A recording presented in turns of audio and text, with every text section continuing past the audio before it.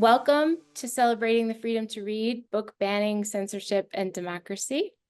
This is a webinar that is co-sponsored by Antioch University and the American Association of School Librarians. Thank you both for recognizing the importance of this conversation and co-sponsoring it. My name is Jennifer Sturge, and I'm the Director of School Library Endorsement Program at Antioch University. And right now, it is my pleasure to welcome Bill Groves, Antioch's Chancellor, to say a few words. Hello, I'm Bill Groves, Chancellor of Antioch University, and I'm thrilled to welcome you all to this event of Antioch Works for Democracy, this panel discussion.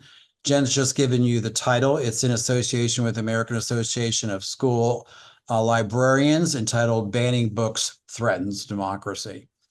As many of you know, Antioch Works for Democracy is a multi-month, multi-pronged educational program to strengthen an inclusive democracy here in the United States. It includes everything from voter registration, get out the vote efforts, speakers, panel discussions, days of action, democracy book club, and much, much more. So tonight's topic, given that we have a democracy book club, seems more than appropriate. Books and democracy could not be more important. And I'm so deeply appreciative of this collaborative effort that we have here tonight. Over the past several years, we've seen a frightening rise in the efforts to ban and censor books and to change the landscape of American and public libraries, both in the schools and elsewhere. What started as an effort in one state has bloomed into an effort that has now resulted in book banning in 32 different states. We have seen books tossed out, thrown in trash heaps. Librarians have been criminalized. Libraries have been defunded. Staff have been threatened and even received death threats around these issues. Book banning and censorship is a clear threat to democracy. It's one of the first signs of a fascist society rising, and it's nothing new. We've seen it here before in the 1930s and 40s, and we've seen it globally in other countries confronting fascism. Horace Mann, a well-known abolitionist and educator, considered the father of public education in the United States and the founding president of Antioch University, knew well the power of books. And in 1859, the year he passed away, he wrote, "A house without books is like a room without windows." And with every banning book, these are my words now, every banned book is a window closed. We all know that book banning in schools and public libraries has a far-reaching implication affecting education and the broader social fabric of our country. It contributes to whitewashing of education. It contributes to an empathy gap and a potential increase in racism and hate crimes. So it poses a threat to professional integrity and sustainability of libraries and librarianship and independent librarianship as well.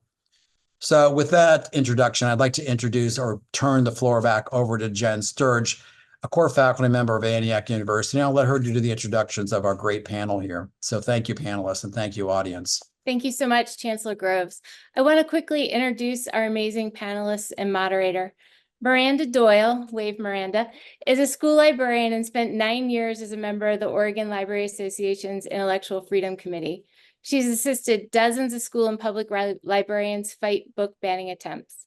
Miranda has also written articles on intellectual freedom, issues for School Library Journal, The Oregonian, and other publications, and appeared on radio and TV news programs to speak out against censorship. She lives in Portland, Oregon, and works remotely with staff in Southern Oregon, as well as teaching for Antioch University's Seattle K-12 Library Media Endorsement Program. Dr. Sheri Massey, Dr. Massey holds a PhD and Master of Library Science from the University of Maryland and a bachelor's in elementary education from the University of Pittsburgh. She is currently the school librarian at Montgomery Blair High School in Montgomery County and an adjunct lecturer at the University of Maryland iSchool, where she specializes in school library programs. Additionally, she is active in the Maryland Association of School Librarians, serving as chair of the Professional Development Committee. Allison Jennings-Roche. Allison holds an MA and an MLIS and is currently a PhD candidate in the College of Information Studies at the University of Maryland and the Associate Director of Digital Initiatives and Collections for the RLB Library at the University of Baltimore. She's a 2024 Library Journal Mover and Shaker. Her research interests include information policy, advocacy, ethics, rhetoric, and intellectual freedom, as well as critical information literacy and inclusive leadership. Allison's research has been published in Library Quarterly, The Political Librarian, the Journal of Intellectual Freedom and Privacy, and by ACRL Press, and has been presented at ALA Annual, ACRL, MLA, DLA for public library leaders and advocates, and invited workshops for library organizations and boards. And finally, our moderator, wave Becky. Becky Calzada is the District Library Coordinator in Leander, Texas, and is the 24-25 AASL President. She was selected for the 4th ALA Policy Corps cohort, works as a member of the ALA Policy Corps Proactive Advocacy on Book Banning Cadre, and is a past member of the ALA Intellectual Freedom Committee and the recipient of several Intellectual Freedom Awards. Becky is the co-author of Prepared Libraries Empowered Teams, a workbook for navigating intellectual freedom challenges together, which was published by ALA Editions in June 2024. So as you can see, we have a complete rock star panel. So welcome, Becky. I'm ready for you to take it away. Thank you, Jen. And thank you, Bill, for welcoming us here today. I'm honored to moderate this panel of librarians. And so let's kick it off because we've got lots of questions to go. So let's start first with trends. What trends are you all seeing lately? Any changes on who is challenging books or how books are being challenged? So at one point, it was mostly parents who would see a book that their student brought home and start asking questions about it and maybe challenge the book. But then we moved to where political groups, some of them very well funded, were issuing lists of books.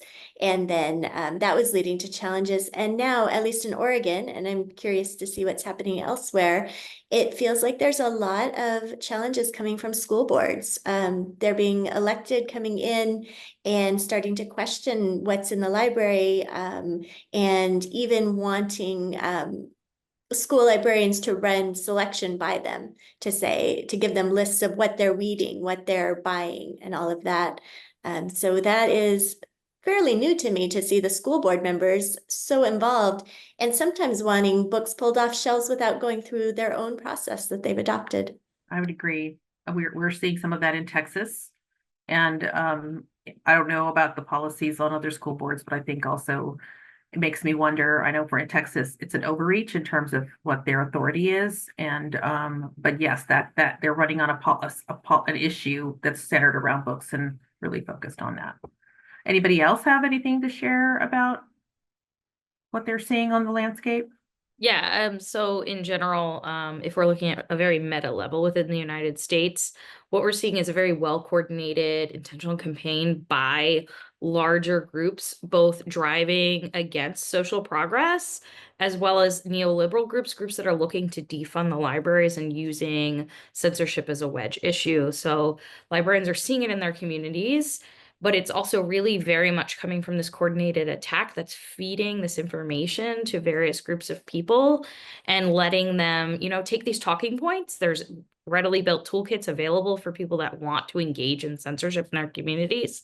But we're also seeing, and this is something I always like to reinforce, is that most of these challenges are coming from a very, very, very small contingent of people, even within local communities. This is, while it feels broad ranging and challenges all the time, the vast majority of people and parents and people engaging communities are not doing the challenges. However, what they are doing, and I'm sure we'll talk about this more, is they are very effective at getting the people who are aligned with them on their school boards, on their public library boards, on their county boards.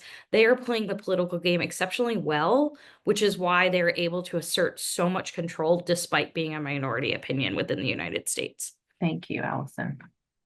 I think Jen can speak to what's going on in Maryland better than I can, but what I do know is that it's causing a lot of us to self-censor, and I will talk about that later. But we're seeing this outward political effect kind of influence our buying practices.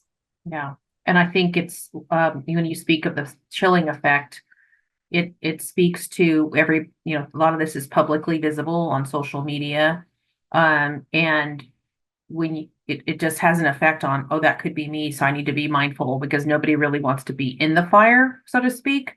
But it speaks to the intention that they want to quiet you, and then of course the impacts of, like, we're losing librarians, so that's a whole other issue that's an impact also. So what would be one of the most important things that school libraries could do to prepare for a challenge then? There's so many things, and a lot of it has to do with the education piece of educating administrators and school staff. But because so many of our schools, at least in Oregon and I think elsewhere, are staffed by paraprofessionals, some of them without a lot of background in intellectual freedom, I think the most important thing is to make sure the policies are in place in the school district and that they're very clear about what happens if a book is challenged, so that anyone can point to that policy and say, here's what we've agreed to do. Let's do that. And we'll do the best to defend the book, but just understand that it's not their fault if we go through, the district follows the policy, goes through the process, and the book is removed, because it's so hard on library staff and credentialed librarians as well to have to deal with this. If they have a policy in place, then they can say, my job is just to make sure that we follow this policy, and that's all the best I can do. One of the things I think that when I think about the policy piece, one of the things that also comes up is transparency. Because I think people are unaware, and it's not that I think anybody was hiding, but I think, we didn't know anybody was curious either. So how do you also leverage that in terms of educating and communicating what the policy is? Because then that way it's clear and everybody's informed too. So anybody want to add anything in terms of preparations or things that you could do? I would just like to say, in regards to what you just said, for us, I think that was the biggest thing, was the community didn't realize that we had already had a policy in place. There already was a committee to look at challenges. There already were the procedures. The problem is that we hadn't had to use them since 2006. Right. And so when suddenly we said, oh, wait a second, we can't just pull books off the shelf, we have policy and procedure to go through. The noisemakers were like, well, where did that come from? Did you just make that? Like, why is that? Why have we never heard of that? And we didn't do a good job of ensuring that people knew that it was there to begin with. Right. The education piece, because I think, when transparency comes up, I believe it goes both ways. So just, we can be transparent about process, but we can also be transparent about what books are being challenged, because we want our communities to know also too. So I think we just, thinking about those things. So how does self-censorship by librarians impact the diversity and inclusivity of resources available to students in school libraries? So I just want to shout out to MCPS for Montgomery County's public schools for having a very strong collection development and reconsideration policy. I think it's absolutely amazing. We have a whole database that is accessible by the public for them to see why books were selected, how they contribute to the curriculum, and they have a policy where they are definitely standing by their school librarian. So I wanted to say that. What's also happening is a little bit of self-censorship, even in a protected area, or when we're protected by our administrators, our central office.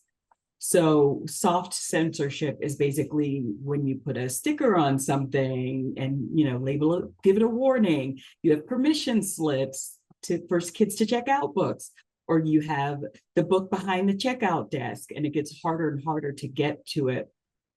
And that's then what's, I think, most insidious is the subtle censorship of selection. That's what NCTE wrote in 1978. So we're looking at this, people are like, well, if I could buy this one book and it's not controversial, but it's on the same topic, maybe it doesn't get into it as much, I'm going to spend my funds on that because I have limited shelf space, limited money, or I'm afraid of book challenges, or there's community pressure, or even it doesn't jive with my personal beliefs, right? So I have a politician that I'm not a big fan of. And so when we were doing our election stuff, I noticed that our collection didn't have anything that was pro that politician, or at least even neutral on that politician. Everything was critical. And that's a form of self-censorship. What I think it does is it reduces the number of more marginalized voices and perspectives in the collection. It limits diverse viewpoints, and it doesn't give our students, our users, a chance to think critically about issues that are presented. So we're hindering their preparedness for a global society, right? What I think that that we can do is really take a look at our own self-censorship, building in those ideas, but also looking at maybe, and I'm giving away the money here, people, maybe develop a tool for collection analysis similar to Tidal Wave or Tidal Wise that will allow folks to analyze their collection for bias. Is it balanced? Are you seeing both sides? Get on that. Yeah. Well, and when you speak about bias, I think as humans, we just, we have biases, and I'm going to speak to one that I know I have. So, and this is obviously just specific, but I know I'm not a super science fiction. I'm not a sci-fi person. I'm just not. So guess what? That is not something I was going to lean to purchasing, but I was aware, so I would lean on others to help me with that. But I think, again, if you're fortunate enough to be in a district where there's fellow colleagues to talk about, share, like, well, I'm struggling with this. What are some ideas you all have? Lean on one another. But I love the idea of a tool because it takes out the emotional piece of it all, and it gives you some sort of checklist to guide you, and to understand, who you are and what you're and reinforce the goals you're striving for too. So thank you for sharing that. Yes, Allison. Yeah, I love these tools and ideas and this reflection on like the praxis of librarianship.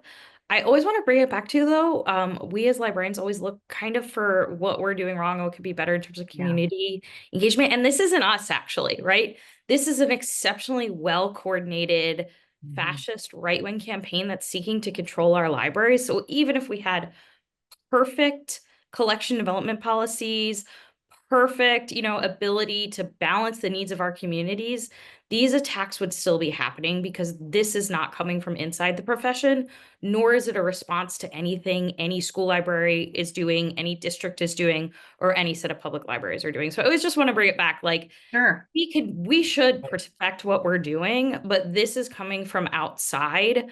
And it's not rooted in any actual reality, right? It's not a legitimate response to things that they're seeing. It's a reactionary movement that's seeking to control marginalized voices and defund libraries. Well, and it's because of that reactionary actions are happening that are impacting students of all demographics, right? So yeah, thank you for sharing that. So what strategies can librarians use to balance personal beliefs with professional responsibilities to minimize the self-censorship and ensure equitable access to information for all students? I'm sorry, but I'm jumping again. I think that knowing your policies, knowing your ideas, like I was talking with a friend of mine who just finished library school, and she said, I really want a keychain that I can have on my keys that tells me exactly what I should do when this happens, because I'm taken aback in the moment, right? I don't know what questions to ask. I don't know what to say. I don't know what to do. And I'm just like, I thought that was a great idea. Just make yourself something that you can carry around with you to be prepared for when these things happen. Like Allison says, we can't control what's happening on the outside, but we can be prepared. And I think that's the number one thing we can do, right? So knowing your collection, knowing your policies, and telling people about them. So we do these monthly updates and we talk about the cool things that are happening in our libraries. We also need to talk about our policies. Why can't I come during this time? Why is this not in the collection? Why is, so really making sure that administrators and any of our stakeholders are aware of our policies and kind of shouting that to the rooftops. We are professionals. We do this all the time, and hopefully they'll support us if they believe that we're looking to not only external resources, but one another through dialogue as well. Well, and you're speaking a lot to messaging And, what is it like, in the chain, I would say like a school system is a chain of people, right? So you're only as strong as your weakest link. And so we don't want anybody to be weak. So maybe it's writing up an FAQ for those questions that keep getting asked over and over again, and educating administrators. This is here. Please share it with your families that inquire. Your librarians know, all the people, even a receptionist might know, because I actually share sometimes that a phone call will come to the front desk of a school, and a parent's angry, and customer service, they want to kind of calm people down. Oh my gosh, I can't believe that's happening to you. You're right. That's not the answer, right? It should be, let me connect you to, it's voicemail, blah, blah, blah. I just think the scenario piece, how do we practice for that too, is probably another thing you could think about too. So anybody, Jen? I think that practice piece is important. We did a lot of practicing in my district where we actually like kind of played it out. Yeah. And the other thing you mentioned, like having a keychain that tells you exactly what to do or say. We had red folders. At least I think they were red. They might have been yellow because that was all I could find, but red folders that everybody got. And in that folder had the policy, the procedure, talking points, what to say if a parent says this, what to say if a parent says that, how to address it. So, because in that moment, and I know I'm guilty, you sometimes blank, you forget your training because somebody is so angry coming at you and accosting you verbally that you don't remember exactly what you should be saying. And so having that to fall back on. And we also put copies in the administrative office. The secretary's got a script. Here's what you say. If somebody calls about this, here is who you connect them to. So we try to be proactive about it as well. I think that's amazing because we're not always the first people contacted. Right. There is a challenge, and we need to prepare those around us for saying what to do when it does happen. Mm-hmm. Yeah, I would. Sorry. Go ahead. No, go ahead. Most of the time, it's not going to be the school librarian. It's going to be the receptionist or the custodian or the principal or someone where someone's coming in saying, can you believe the library has this book? And because they haven't role played or practiced and they're not aware of the policies, if they immediately say, you're right, that looks terrible. You just showed me this picture, this email full of screenshots. Mm-hmm. Let's get rid of that right now. So that role playing part and the educating part, everybody around the school is important, and for the library staff to be ready to listen and maybe not even respond, but just hear the concern. One thing that in my experience is that 99% of the time, the person coming in just wants to be heard and understand why that book is in the library, and understand that maybe it's not right for their child, but it is for others. And most of the time that can be de-escalated. It's so rare that it actually turns into a challenge, except of course when there's a political group involved. But when it's, my child brought this book home, why do you have it? That almost never turns into a challenge. And then you can ask the question like, so did you read the whole book, or did you just see this illustration and you're concerned about that? I've studied a lot of the history of book challenges. We know that this is not something that's unique to this time. It is definitely unique in the breadth and the length of time that's been happening. I think it's going to be, historical, really, honestly. So what are you seeing that are the same in terms of historical perspectives, and what's different this time around? And do we have a reason to be more concerned now? Yeah, so I'll jump in. This is largely the focus of a lot of the research and writing and talking I do.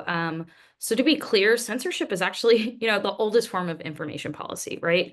Libraries, particularly school libraries, or those with kind of a dedicated purpose, have always had, a curatorial purpose, right? We're going to select a collection with the intent to educate a population. And I put that in quotes for a very specific reason, right? We've seen marginalized populations being targeted with specific types of information to encourage them to assimilate to American society, and obviously this happens around the world, but I'm speaking very much to a US context.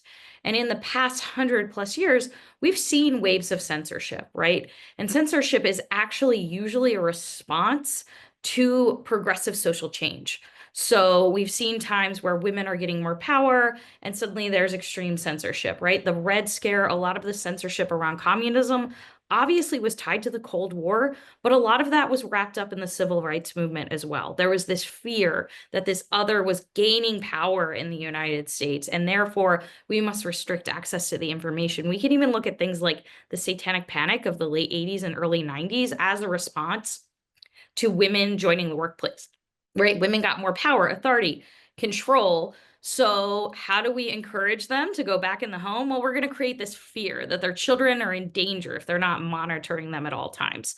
So what we're seeing now, obviously, we're in a time of pretty extreme social change, for good, for ill. There's a lot of really flux, including the pandemic. But what is very, very, very unique about this time is the coordinated national and international response, right? This is very much a part of a larger international rightward shift towards fascism and away from democracy. And ultimately, what I like to say all the time, we're talking about book bans right now, right? But it's not about the books. At the end of the day, is absolutely not about those texts. It's not about the books. It's not about the librarians. It's about determining whose voices deserve to be seen and heard in American public society.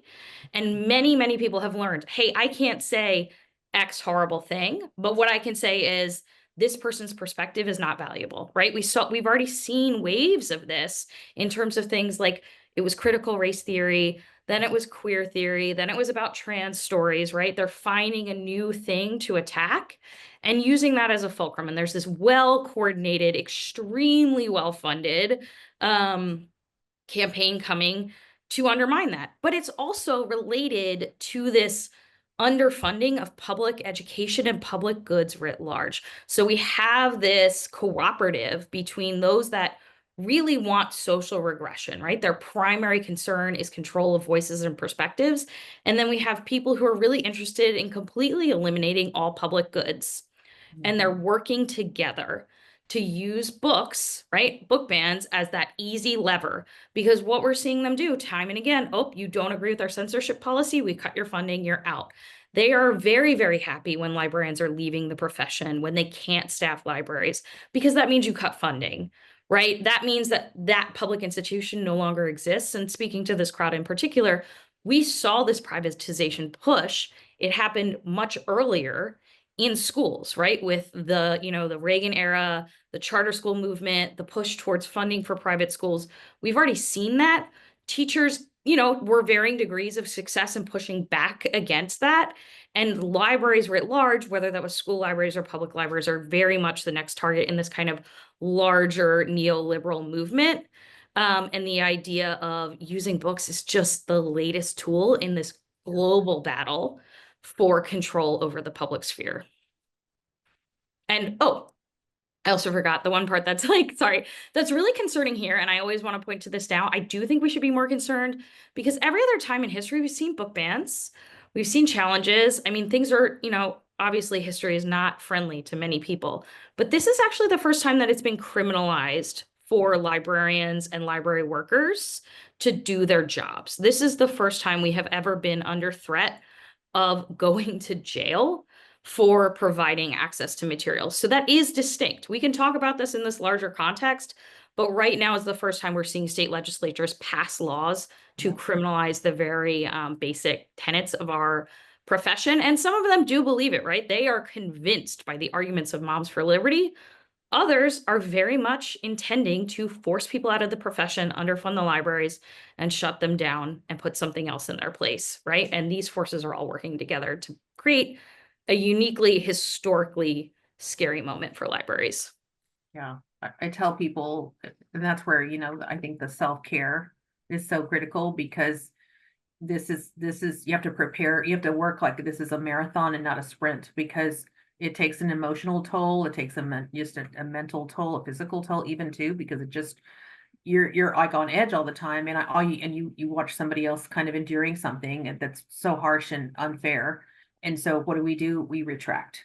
We pull back. We maybe make decisions about books that we don't want to get that book. The self-censoring that's happening. So yeah, and that it's so long. It's been so crazy. So how does this current wave of censorship fit into the larger political trends and movements, Allison? Yeah, so I talked a little bit about that, Yeah. right? It's this understanding of this kind of global rise of fascism. And I mean that very clearly. Our field has tended to stay away from that. And our field, meaning libraries in general, we don't like to talk about politics or policy or movements. There's this understanding of neutrality and how the libraries have to present all perspectives. And so we've had a tendency to shy away from that. But we need to embrace this understanding of what's happening in order to properly respond, because neutrality doesn't give us the tools to understand the policy, the politics, and decision-making that's happening here. So libraries and this idea of censorship and these Moms for Liberty type movements and the other organizations, right? There's too many to list, Right. are global. They're international, and they're part of this far right turn that we're seeing in global politics. So it's horrible when you're dealing with it, right? I'm sure almost everyone in this room has dealt with it personally, or, gotten threatening emails, or, who knows what. I do think sometimes it's useful to think about this in a larger context, because you're not alone in dealing with this. And often, for me, I find it's useful to hold on to that empathy for some of these people that are being radicalized and manipulated by these global movements, these people in our communities that would otherwise be our friends and neighbors, that are being spoon-fed talking points, are getting pulled into misinformation, disinformation, and data voids in the internet, and being spun up with the purpose of being pointed at your school boards, at your libraries. I don't think that that's an answer, but I do sometimes think understanding these larger systems can help us respond and contextualize and even have empathy for people that may have been our friends, our family members, and our neighbors who have been very, very intentionally manipulated to take this turn. We can see when it comes to demagogues and right-wing leaders, and I mean that very seriously, that politics and people will move to be in alignment with that popular front. So even if before you saw, oh, your friends and neighbors, they weren't like this before, right? They really maybe weren't. People get pulled in the direction of that far right movement. They can be pulled back out, but it is a change at a national level and in the hearts and minds of some of our nearest and dearest friends, family members, and colleagues. Well, and I think you can kind of speak to that echo chamber that they're in, that they don't recognize. And until somebody says, hey, but did you know, or have you read, or I found this thing, and making time, it takes a little time, but I think it's worth it because, like you said, they don't know any different. So I think that's why having these conversations is super important, because for some of us, this isn't a nasty neighbor, this is life or death, right? Right. So we want to make sure that we understand, we communicate what we're seeing politically, as well as what we can do in our own worlds to shape what's happening. Yeah, that makes sense. This is also powerful, and Allison, thank you for drawing that bigger picture, because that's so hard to see when you're an isolated librarian or library assistant in a small town, and the only one in your school, certainly maybe the only librarian in your community, and you're being attacked on social media by your neighbors and your former friends, and they're calling you a pedophile and a groomer and just all the horrible things that people are being called, and your job is in jeopardy. And if it's really so hard to then say, okay, wait a minute, this isn't me, it's not my fault that this is happening. So I don't always know how to support people and help them, and it's emotionally, it's very, very hard. Taxing for sure. I was talking to somebody about this very thing today, two different people. Because like you said, we are naturally singletons in the work that we do, and it's so easy to just kind of stay in that silo. It's not that we want to be, but I think there's this assumption that we should know what to do. We should know how to handle this. We should be able to handle this, but it is okay to lean on people. It is okay to say, I just need an ear. Or I think there's going to be times where I may need to lean on somebody, but maybe I get to return the favor and let somebody lean on me a little, because it's traumatic for some people. And I think then what ends up happening is people leave because they've been carrying this burden alone, and it's a very heavy burden to carry. So So what are some strategy? Oh, go ahead, Allison. No, I was just going to say, like, remember that the people who are doing this largely have the backing of a massive community, right? They aren't doing these attacks alone. They are being supported and radicalized by a very well-funded, very well-coordinated movement. So we shouldn't be doing it alone either, right? Let's find ways to work in community. We're trying to do that here. That is very hard. Again, we haven't built up the superstructures to allow for this, but they're not doing it alone either. So Right. take what you need, ask for the help you can, and do what you need to do to get through it. Mhm. Thank you.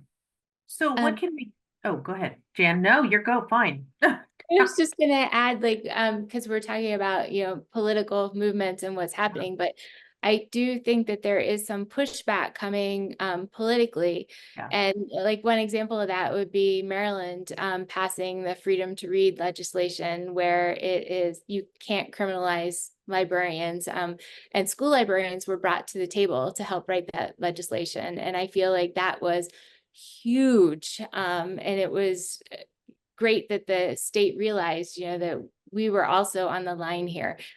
So that gives me hope Yeah. that maybe, other states will follow suit and pass some legislation. And I know they're going to continue to work on that to strengthen it.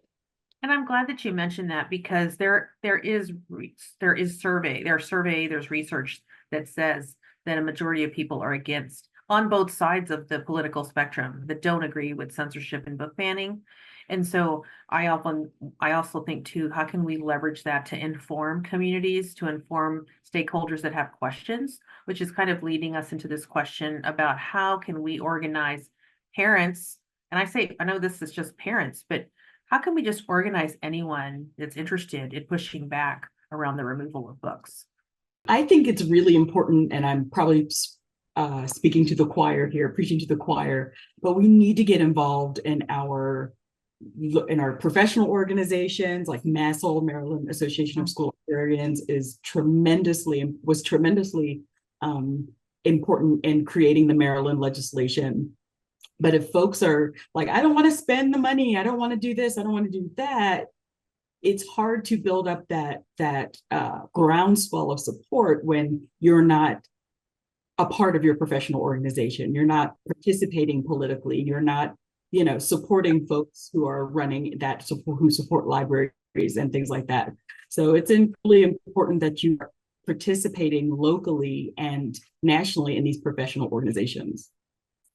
I would agree. So yes, your state organization, but even connected to your national organization like AASL, because I think, we work really hard to be sure that we're communicating with our chapters, and that our chapters are also communicating with us, so that when something comes up, we can support, figure out what's happening at a communication level, train, because I know we brought librarians in from all across the country to get training. And I get the expense thing, because I hear that too, but I think if you break down a registration, your dues, when you break it down by days, it's pennies, and it's worth the investment because you're connected to a greater community that can support you too. So, what are some other ideas you all have? Well, I would say that we need parent groups that are the equivalent of Moms for Liberty, but defending books and libraries. And in Oregon, we do have a group, Parents Defending Schools and Libraries, which was founded fairly recently by a parent here, and is so helpful. We're building a list of, okay, if a book is challenged in this area of the state, who do we have there that can go speak at school board meetings, who can defend the books and oppose book banning, so that we have parents of students in the community doing that. They also have book resumes on their website, which I just used last week. I had a question about a book. Is this something that should be in a high school library? And I was able to use the website and send that link with all the information about the book. So just building up lists of people in communities who are willing to speak out against the book banning. Yeah, and I'd love to echo what both Sheri and Miranda said. Fabulous. Also, get people on your boards. Find your friendly parents. Encourage them to run, right? Obviously, to a certain extent, fellow librarians, you might be at risk, but there I guarantee you in every community, there are committed parents who have stable careers or professional lives that are able to do this. And that's where the extreme far right is outmaneuvering the rest of the country, right? Everyone from the moderate right through everyone else is that they're able to get people on these boards. So that's something that will continue to have long-term returns for them, even if this wave starts to break very soon. I think there's people that think perhaps it may, shift in the United States. Fascism, far right politics don't go away. But these people who are in these seats, just like we're seeing in the judiciary across the country, will be able to continue to exert control. So the more people you can get, think local, super, super local, your public library boards, your school boards, can you get them in county government? Who can you encourage to run?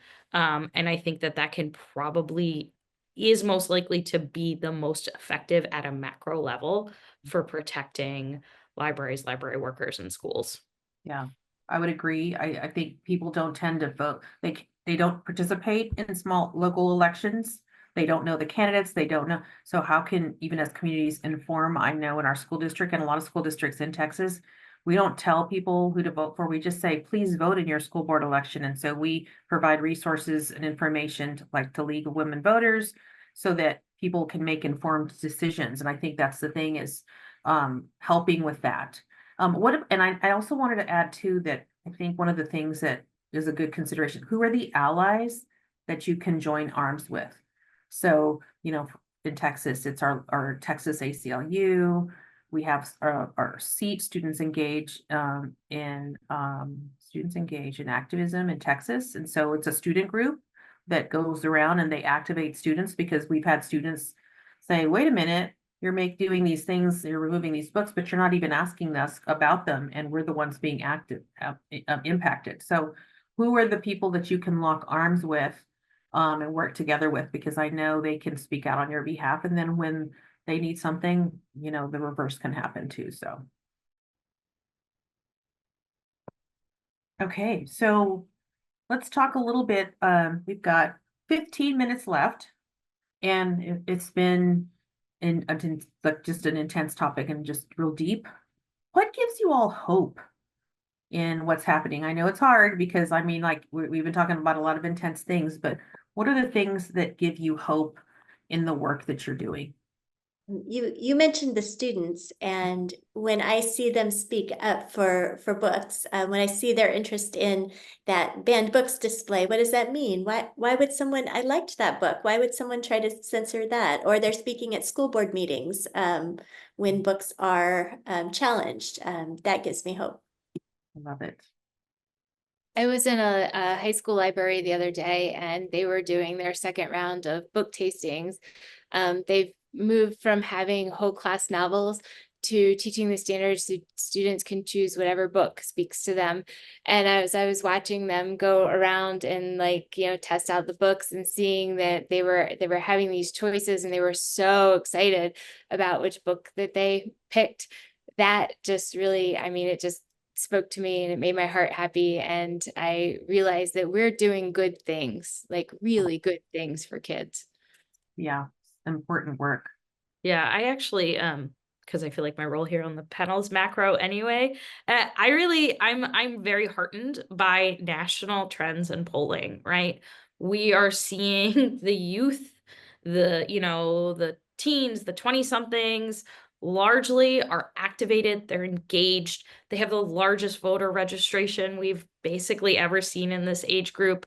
And they believe in freedom, right? And they understand the value of showing up and getting out. So I do think, or I hope, right, that we have a very bright future if we're able to hold on to our democracy now. I do think we're in an influx point, I keep saying that, if we let them gerrymander, if we let them remove our ability to vote, if we let them, control the judiciary, the kids won't have a chance. But if we can hold the line, I think we have a very, very, very bright future ahead with where the young people of this country are going.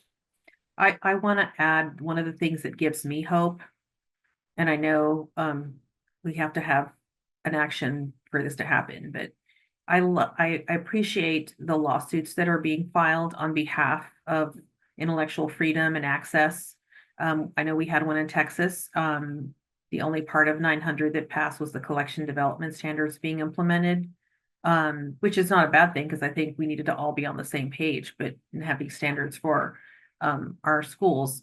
But I appreciate the vendors, like our independent book sellers that, you know, rose to the occasion. And I know that's just one group. I know that there's been lawsuits filed in Florida, in Iowa, and I foresee more coming because as unfortunately, these laws get enacted, that's the only way for there to be litigation. So I appreciate that the publishers are stepping up to pay. And I think like groups like the Freedom to Read Foundation, ALA, you know, helping with that because it's expensive. But I actually had a chance to sit with a bunch of lawyers last week, and the things they were talking about, they were passionate about. And that gives me a lot of hope. I will say that as a Gen Xer who just wants to be left alone, the kids are all right. They're all right, right? They're going to be okay. And I think that if we can, like you said, hold the line and make sure that their stories get told either now or in the future, we've done our job. But to do that, we need to provide them with a balanced perspective and really, really get out there and do what we said we're going to do. Yeah. And I would close with everyone that's here today. We're all doing important work. Sometimes we get a little, you know, focused on like, oh, we gotta, you know, be prepared, and that's important too. But I think we have to make time to jot down the amazing things that are happening on your campuses, the interactions that you see. I talk about writing a joy journal. I have a journal. I jot down, like when I go on walks and tours of different libraries, when I see a light bulb in a student up, you know, just, you know, lighten up, I write that down because I want that librarian to recognize that she had a part in that. I want the principal to recognize that that person had a part in that. And so recording those things is good because then when you have a really rough day, you go back and you say, oh yeah, that parent loved that their student found a book that reminded them of their life or reminded them of an important event in their life or whatever. So definitely want to encourage people to think about that because everybody has a rough day and we need to remember our why and also remember to lean on people when we need to because this is hard, this is arduous, and nobody's expecting you to go it alone. So thank you all for all that you shared today. And I'm going to pass this all over to Jen so she can close us up. Thank you so much to everybody, and I appreciate your time, and I will be in touch with you on Monday.